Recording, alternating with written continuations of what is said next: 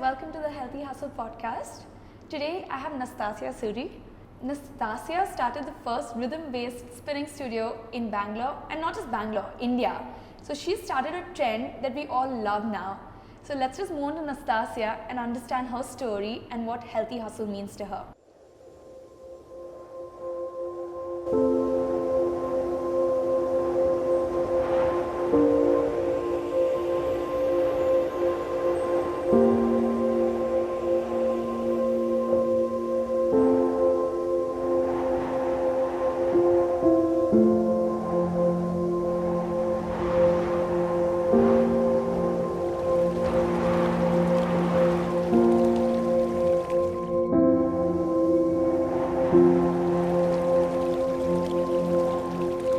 Welcome to the podcast, Nastasia. Thank you, Ria, and welcome to Chakra. Happy to have you here. Thank you. And as you know, I keep coming to Chakra, and I love this place. It's a community that has really felt like home.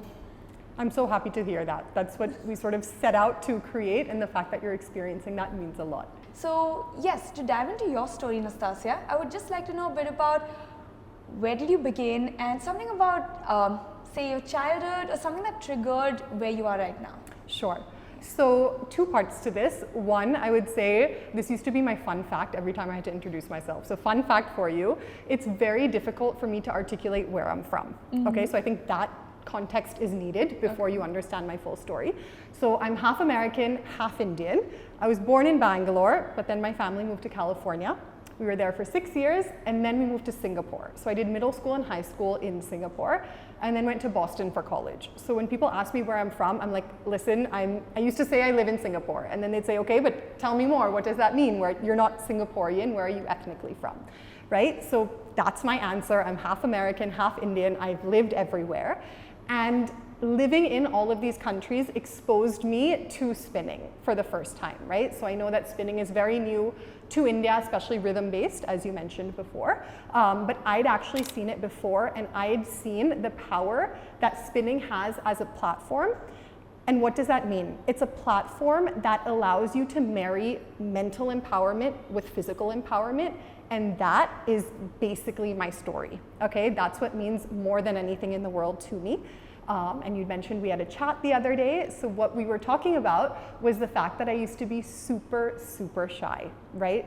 Shy to the point where I had friends in Bangalore, family friends, who, no joke, used to count the number of words I spoke. A lot of them thought I had some form of social disorder, right? So the fact that I'm on a podcast right now is wild to many of them. The fact that I'm a spin instructor and can now speak publicly just is almost, it doesn't make sense because it's like two separate people. So yeah, I used to be super, super shy. I used to vomit on the way to school every single day of 6th grade. That's how anxious I was to put myself in an environment where I thought I could be judged, right? And there was a lot behind that, but that was sort of the gist of it. And to top it off, I was extremely, extremely negative. The school I went to was very cliquey. Have you seen Gossip Girl? Oh, yeah, definitely. Okay. It was Gossip Girl on steroids, basically. Oh no. Yeah. Okay. But again, now that I've been through everything I have, I realize that, listen, if I changed my perspective, maybe my experience of school would have been different. But yeah, I'd experienced all of that, and then when I actually sort of got into college, my dad sat me down and said, look, Nastasia, something needs to change. You have to read this book or I'm not going to fund your college education. And I was like, I literally rolled my eyes and I'm like, what is this book? As if a book can help me. I love to read, but I still wasn't sort of convinced about what he was telling me. But anyways, the book was The Secret. Have you read it? Oh, I have read The Power of the Subconscious Mind, which I think is somewhere there. Okay, yeah. So that was actually the next step for me, right? So The Secret for me was the gateway into this world of, I call it New Age thinking, but that's ironic because this knowledge is thousands and thousands of years old, right? So New Age thinking, spirituality, whatever you want to term it. The Secret was my gateway. Then I read The Power of the Subconscious Mind. I read Many Lives, Many Masters, all of Esther Hicks' books, and those really and truly, Ria, changed my life. Like quite literally, my life flipped 180 degrees. So when while I used to be super duper shy, couldn't make eye contact with people, right? Like I would literally, if I was walking on this side of the street and I saw people or someone come this way, I would cross the road so I didn't have to look at them, even if I didn't know them, right? So it sounds crazy, it sounds cuckoo, but that's how just nervous and fearful I was about life in general, and I think being judged more than anything. So anyways, I read all of these books, I started practicing what I was learning, and I'm like, this is magic. Quite literally, manifesting is real, the law of attraction is real, the power of your subconscious mind is real. And I think some of these terms are thrown around a lot nowadays, and people sort of think, okay, manifesting is just these like voodoo. Yeah, voodoo, or these, honestly, like, I hate to say it, but girls, also guys with nothing better to do, they just take Instagram reels and say, I'm gonna manifest this, I'm gonna manifest that. 11/11. Yeah, and honestly, a lot of them do it, right? So more power to them, but the point is, it really and truly works. So I wanted to figure out a way that I could relate all of this messaging that I had learned from books in a way that would resonate with people, right? And to give you a little bit more context, after I had made that switch and sort of that life transformation, and it took a few years, it didn't happen overnight, I noticed a lot of people around me were going through similar things, right? So maybe they weren't super shy, but they definitely were anxious, they were maybe a little fearful, they were judgmental, had this victim mindset, and would complain about life, right? Life was happening to them, not for them. But I would try and say, listen, if I could change, you can change, right? There's nothing special about me. Here's the formula, here's the trick. But they would roll their eyes and be like, Nastu, you're a miracle case. This is not real, right? So for me, that was the catalyst behind starting Chakra. I know it's a long-winded answer, but really and truly the power of your subconscious mind.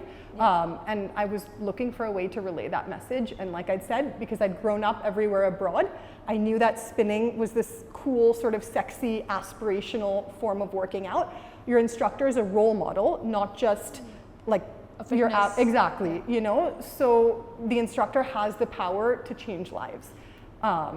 And that was the genesis of Chakra. Well, what you just said, it strikes a very personal chord with me. I kid you not, same thing for the ones who know my journey. So, shy girl had a stomach pain every single day to school. Oh my goodness. So not a puking, but at least a stomach pain maybe to escape school. But basically it started there, but power of subconscious mind just came to me as a book. I feel like you said, it just like comes to you when like things work in your favor. It just came to me, and then you realize, hey, like, you have to make life happen. Like, you know, life doesn't just happen to you. And oh my God, that's such a personal relation that I've found over here. So coming to like your willingness to start Chakra over here, as Chakra is a very physical activity, like, you know, spinning is a physical activity. Can you help me understand what the relationship between physical and mental resilience is? Yeah.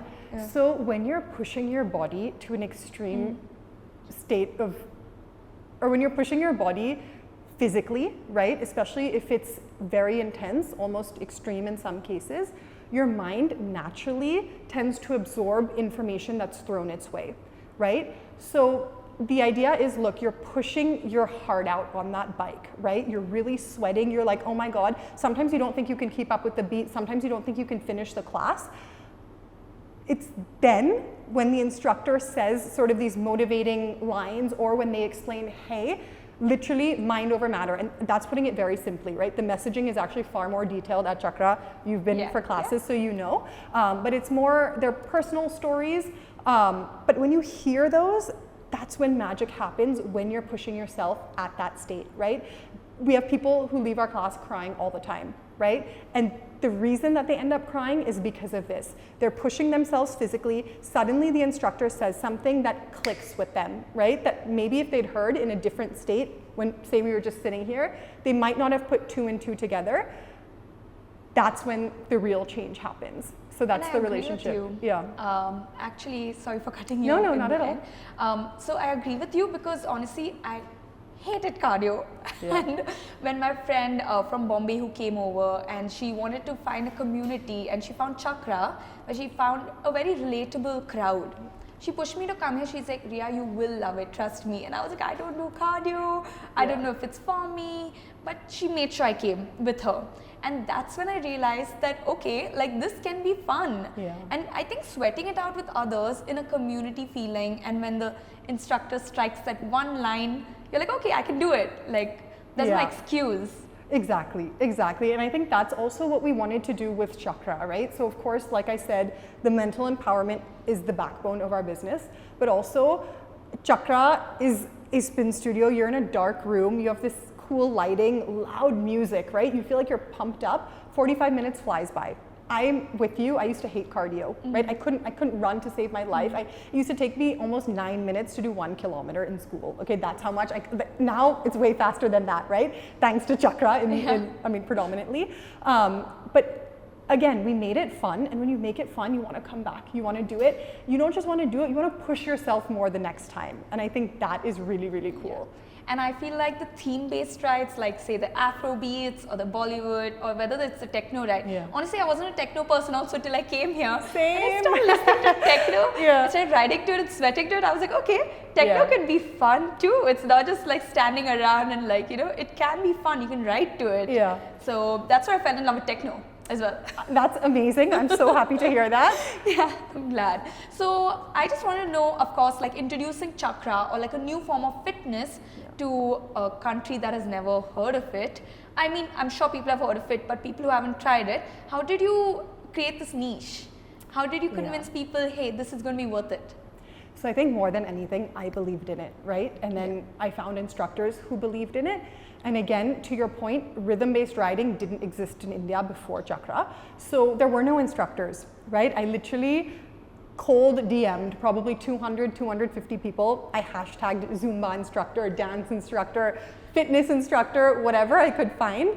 And whoever responded were the people that I spoke to, and then sort of narrowed it down from there. So I think that was definitely one of my first challenges. But after we trained everyone up, our instructors, our team quickly like believed in the idea more than anything, right? They lived and breathed it every single day. And then it was just educating the market through Instagram, to be perfectly honest, and through word of mouth. And we were talking about this a little bit before, but I think the trick is to get someone into the room and try the workout, right? And once that happens, the experience speaks for itself. But yeah, we did our best to create sort of an aspirational experience, and aspirational in a good way, right? Not that it's exclusive whatsoever. In fact, Chakra is extremely inclusive, and that's always been very close to my heart, especially because of that whole school situation I spoke about, right? I said, if we're gonna do this, I felt so excluded my entire life, and it wreaked havoc on me, right? I still have PTSD to a certain extent from it.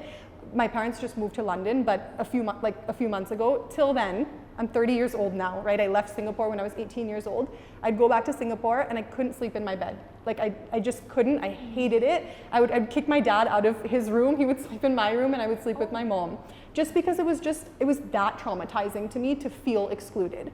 And then when I was in college, one of my best friends actually literally accepted me for who I was, right? And I think realizing that was the greatest gift anyone could have ever given me, because I didn't feel like I had to prove myself, I didn't have to change. She made me feel like I was amazing just the way I was. And then I started behaving that way, right? I just started coming into myself and being the person that I genuinely wanted to be and who I was deep down inside, but was too shy to let out. So that was Chakra, right? I was like, listen, I have experienced this. I know the power that it has. This is the type of community we have to build. So the workout in that sense and the sort of everything around it was aspirational, and that it's loving. People want to come. We wanted people to be a part of it. Yeah, and then just to build off of the community topic, because I know you spoke about it before, but we focus a lot on community building. So, and genuinely, right, from the ground up, not just saying, okay, we're a community, we're like meeting once every 3 months, right? We do a lot of pop-ups at the studio, we engage our riders, we want them to naturally become friends, right? To your point, you have a friend who used to come to Chakra, she made friends here, she was new to Bangalore, and that story, we hear it time and time again at Chakra, right? And that's what we set out sort of to do as well. And that helped with educating people about Chakra. So many people, they love the community aspect. They would talk to their friends about it. They would bring friends, grow the community. And yeah, it spread through word of mouth and through social media. And adding to the different activities that you've been doing, the pop-ups, I know there's a trek coming up. Yes, and, yes. I know you guys have a few rides here and there, outdoor rides as well. Correct. Yes, and I have seen your Lululemon pop-up. Yes, I have awesome. seen your pop-up at JW. Yeah. And I think you've really created this brand to just stay out there, you know? Like even people who can't join you, say in this studio, these pop-ups have really helped people reach out to you, and I was one of them. So yes, awesome! definitely. You came for I'm coming for the trek. Amazing! Yeah, amazing, and of course amazing. one of the rides outside. Okay. Yeah, for sure. Awesome. But I have one question. So like, of course, you built a community and you made this word of mouth, which is great. Yeah. But many people misunderstand spinning to be a low body workout. Yeah. And they think it is just like, okay, you're gonna sweat it out and leave the room like after cardio. How do you bust that myth? It's literally by repeating the message over and over again, right? The truth over and over again. What we do is rhythm-based riding. So we're doing a lot of upper body movement on the bike. We do choreography, right? So what does that mean? You're doing push-ups on the bike, you're doing crunches on the bike. We have a dedicated weights track every single class, right? So you're building your upper body strength. Also, what people don't realize is that spinning, you're forced to engage your core throughout. So even if you're not consciously doing it, your core is on, like quite literally on fire. So yeah, it was reminding people of that time and time again that sort of did it. And also, people, I think, who haven't been exposed to this format of spinning before, tend to think that it's just a super high intensity cardio workout, right? Like to your point, you just sit in the saddle and ride. It is high intensity, but what I would love for people to realize is that it is open to every single person, right? There's a myth out there that spinning is bad for your knees. Not true whatsoever. Spinning is actually a very low impact exercise, right? Which means it's not putting pressure on your joints at all. Now, if you're spinning with incorrect form, like working out with incorrect form in any other format, there's a chance that you'd get injured, but that just doesn't happen here, right? Because our instructors are guiding you, and it's just very difficult in general to injure yourself spinning. So that was something else that we found we had to sort of surmount myth-wise. There's so much you have to like deal with, you know, because they're always like, there's someone trying to like question what you're trying to do. And thanks for that answer. It really helps, the low impact statement. Yeah, in fact, a lot of athletes use spinning to recover from injuries. Okay. So think of it like swimming, right? When you're in the water, it's easy on your like joints. Rehab? Exactly. Okay. Yeah. Okay. And when you're running, you're pounding your feet, and it's eventually can be hard on your knees if you're not careful. That's not the case with spinning. Okay, thanks for clearing that out. But coming to the theme of this podcast, because I love what you do and I love everything about what you just said. But what does healthy hustle mean to you? Because of course there are people coming after work, I'm sure. The class timings are suited for before work, after work. I'm sure you have I've heard you have a studio in a corporate setup. Yes. Yeah.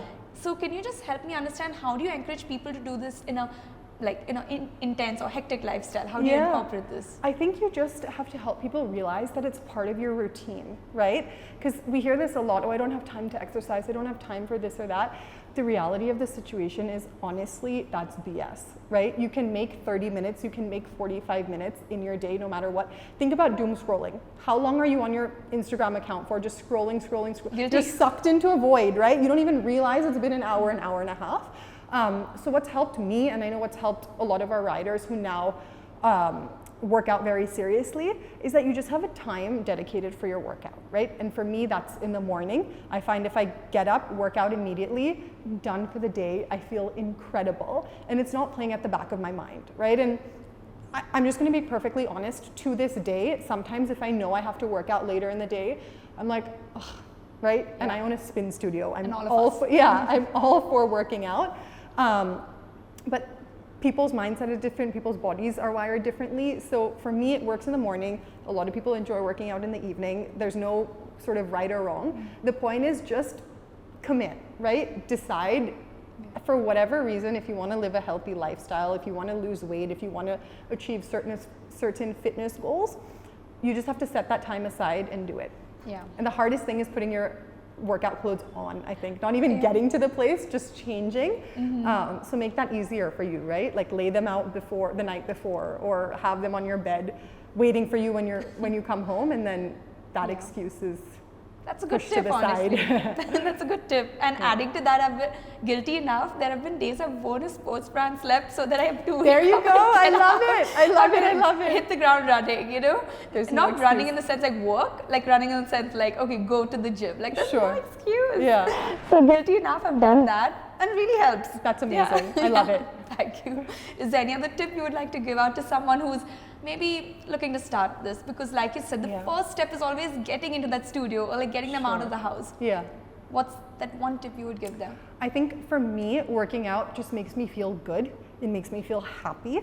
And there's no price on that, right? I think more than anything. And again, you realize only once you start and only once you sort of get into the routine of it. So it might take a few weeks for you to really understand or feel the benefits rather.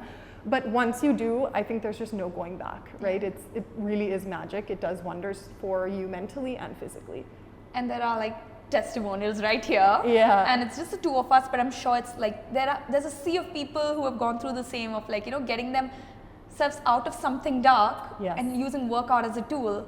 Exactly. So I just feel like trust the stories. Yeah, for sure. And again, I mean, this was part of the thing that changed my life. I realized that happiness is normal, right? I think there's this misconception that it's a tumultuous journey. Happiness is a destination. It takes a lot of work to get there. Really and truly, if you adopt a few simple frameworks, happiness should be normal. Think about children, right? You're born so happy, laughing all the time, playing all the time, and then it's sort of outside judgment, sort of societal beliefs that are put on top of you that sort of take away that inner joy. So again, I'm forgetting the point of what was the question? That was really good. Like you were talking about how happiness is in the present moment. It's not a goal or a destination. Yeah. It is. You were talking about how it is a way of living. Life. So adopting that mindset for me changed my life. And then when I married it with working out, there was no question in my mind, right? And again, going back to chakra, I think that's what makes the experience so powerful, is that you're reminded of these simple truths day in and day out. And I just want to put it out there. I know there are a lot of people going through a lot in life, right? To say, oh, everyone is happy, happiness is normal. I genuinely believe that, right? And I'll stand sort of up to that if anyone questions me, no matter what, but I understand life can be hard. It genuinely can be. But going back to those frameworks, and they are quite spiritual, but it's what all of these books say, we are spiritual beings having a human existence, right? As simple as that. I think in India, that concept is much easier to adopt than certain places abroad.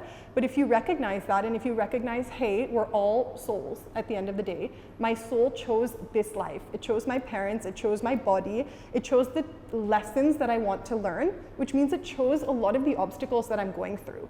And if you look at it through that lens, those obstacles, those hurdles, those reasons for unhappiness suddenly become opportunities, right? Because, and again, it's a little bit easier said than done, but again, happiness is a muscle. So the more you work it out, the more you flex it, the more you practice, the easier it becomes to use. So when you're in that situation, you say, okay, you know what?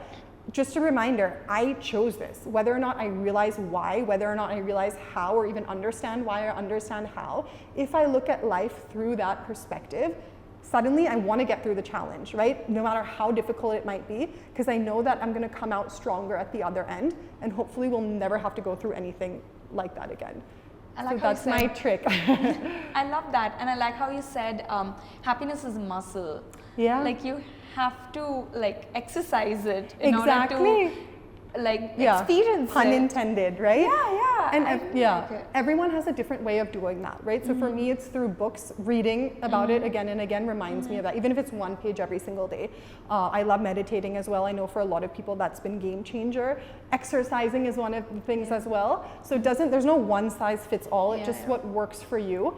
And again, I really encourage you, even if you sort of find what I'm saying to be a bit of a stretch, just practice it, right? Yeah. The truth is in the pudding. Try it. Yeah. Changed my life. It's changed many people's lives at Chakra. Yeah. So I highly encourage it. And something I would like to say is meditation and movement. So when people think meditation is sit down, Yep. chakra or say yoga, what I do is like meditation movement. So you don't have to sit still or find that quiet space. Yeah, and what is meditation at the end of the day? It's a deep state of focus, right? So again, when you're pushing your body through yoga or through spinning, when it is intense, right? Because that's all you're focusing on. It is deep focus. It is It's meditation. a state of flow. Exactly. And all your other troubles sort of fall to the side, at Yeah. least for that dedicated amount of time. Yeah. And that helps so much, right? And everyone deserves it. Definitely. Yeah. Oh, that's been so fruitful. Well, I just wanted to ask, what's the future for, say, Chakra or the business of wellness? Yes, so we're working on a few things, so fingers crossed. What's brewing? Growth, let's just say that. Yeah, so hopefully in the next year or so we'll see a few more studios pop up and spread Chakra a little bit more. Maybe north of Bangalore? Yes, hopefully. Beyond the flyover. Fingers crossed. Yeah, but I just wanted to one last question. So what is your opinion on people taking up, say, being a fitness trainer as a career option? Like, what's your opinion on that? Because it's new to India and I see people having a mind block, and it's an unconventional career. So what is your take on this unconventional career? Yeah, I love it, obviously, right? I started a spin studio myself, but going back to all of those places that I've lived in and grew up in, it's very normal abroad, right? And a lot of fitness instructors are actually celebrities and they're minting money left, right, and center. So I think in India, the fitness industry is still in its nascent stages. So maybe it's only natural for people to sort of question whether or not this is a legitimate career. But yeah, I can say all of our instructors are loving it. A lot of them actually have corporate jobs, right? So spinning is their passion, but we've had a few instructors who have quit their corporate jobs after becoming spin instructors because they realize this is what life is meant to be, right? You live this one life once, you might as well make the most of it. And you'll figure it out as you go. But yeah, I'm all for it, and I think with time it'll become more normal. Yeah. I like hearing that because I've taken an unconventional career, and it is like, you know, you gotta like get people to validate that this is fine, like, you know, this is normal. And I feel like India's still seeing a bit of change right now, but there is a lot that needs to be done in order for people to accept this as a career. Yeah. And so about the business of wellness, you know, when people, like I work with corporates, and I'm sure corporate well-being is taking getting more attention. Sure. So, but what I've heard is when it comes to budget cut, whether it's a person's budget cut, personal budget cut, or a corporate's budget cut, the first thing they remove is wellness. When a person has to take care of some finances, they remove their fitness classes as a first way out. Sure. Or even a corporate. So what do you have to say about that? Like how does one like cope with that? So I think again it comes down to priority, right? So maybe for someone who actually isn't truly invested in their fitness or sort of isn't a regular gym enthusiast, workout enthusiast, they might do that. But if you genuinely understand what the workout is doing for you, again physically, again mentally, you will prioritize it, and that won't be the case. Same thing with corporates, to be perfectly honest, right? Again, if you look abroad, every single company, I don't want to say every single, most companies have wellness programs, and managers prioritize them because they realize if people aren't happy, if you're not mentally functioning sort of at your top, the business is going to suffer. It's as simple as that, right? So abroad, I mean, some companies give access to SoulCycle classes, for example, right? You have X amount of credits you can use across certain workout studios, really nice gyms. They have credits for therapy sessions as well, right? I have friends who have exercised those. So they have all of this for free. And if you're genuinely looking out for the best in the business, I think you would think twice before just slashing it. Yeah, I agree with you, because corporate well-being means like, you know, your employees are taken care of, and if they're taken care of, the productivity increases, everyone's happy. Exactly. So, exactly. But conveying this is another thing that I feel like we are finding some difficulty in. I think again, it's just the stage that we're at with the industry, right? So the more time that elapses, the more people who start working out, the more people who start prioritizing fitness, the more companies will as well, right? Eventually people will just put their foot down and say, no, I want it. Yeah. I like that. And can we just touch upon what you're doing with corporates right now? Because Yeah. I have seen that you have on-demand classes Yes. at a business park. Correct, we do. Can you just help me understand that? So we're at a tech park in Martahalli, and what it is, it's a Chakra experience center. So we actually film a lot of our classes, and they're on demand, which means anyone working at that tech park can come to Chakra and do either a 20-minute, 30-minute, or 45-minute spin class, change, shower, everything in the studio, and then go right back up to work. So what happens is people, they come before works, and again, it's in India we have a shift situation, right? So people come between like 8 a.m. and 1 p.m. the first start of their shift, get in their workout, go to the office. Some come during their lunch break, some come after work. Yeah. So again, it just goes back to that whole prioritizing, right? So even if you have a 20-minute slot free, go get your workout in, feel good, and then go back to the office. I love the on-demand feature. Yeah. Thank you. Just put on a video and you're good to go.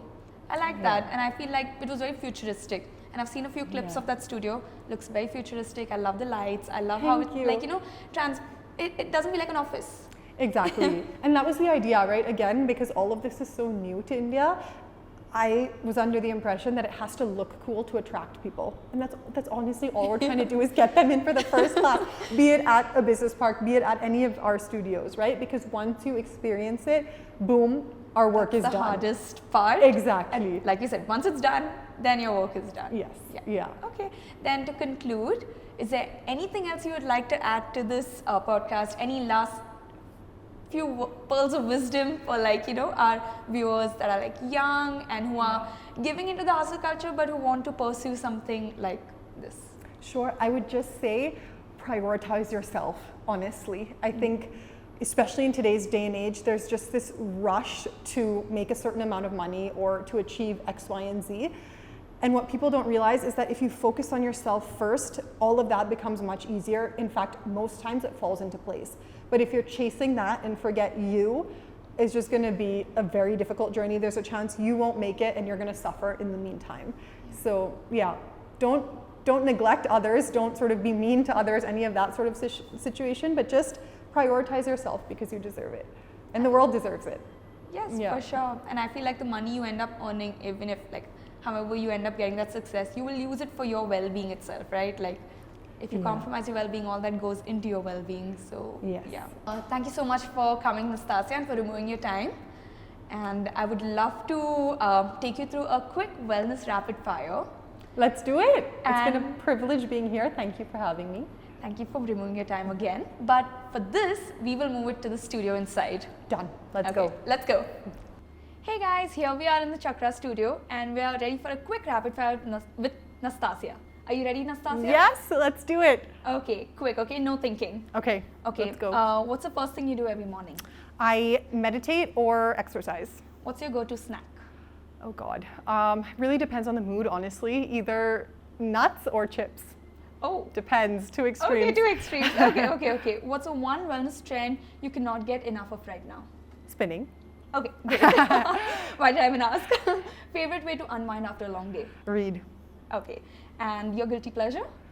I'd say honestly spending time on my own. Okay. Yeah. And top productivity hack? Start my day meditating, get in exercise, and if I do those two things, everything else unfolds. I love that. And something you would tell your younger self? Enjoy the ride, really and truly. You live this life once, enjoy it. And never spin again and never meditate again? Oh God. Well, technically spinning can be meditation. So you're merging the two. There you go. Love that. And if you could invent one wellness product, what would it be? I would invent some way to record multiple people's affirmations and listen to it on repeat. Oh, okay, I love that. Well, thank you so much. And this was quite fun. And I got a good insight into your life through this. Awesome. Thank you for having me. Thank you so much. Bye-bye. Yeah, bye.